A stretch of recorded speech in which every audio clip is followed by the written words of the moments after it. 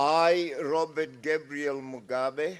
One day after an inauguration ceremony that many in the West called a sham, Zimbabwe President Robert Mugabe joined an African Union summit in Egypt.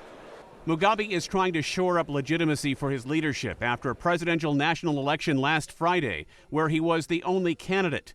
His political rival withdrew amid claims his supporters were targeted for violence. Robert Mugabe is not a legitimate leader of Zimbabwe. He's usurping the power of the people.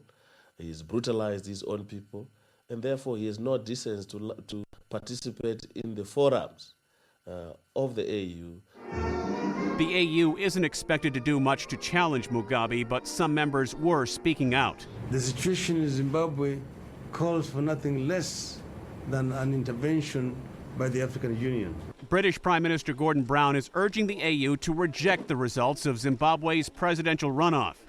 And I would hope that the African Union with the United Nations will make it absolutely clear to Mr. Mugabe that there's got to be change, a new government's got to be brought in. The United States is expected to bring the issue of Zimbabwe before the United Nations this week. President Bush is hoping to pass a new arms embargo on the country, as well as travel bans on the government. Sanctions would be targeted to the leader and his cronies, and then those who support the regime. But what we will continue to do is continue to provide food assistance to more than 1 million people.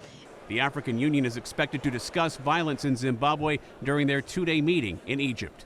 Ed Donahue, The Associated Press.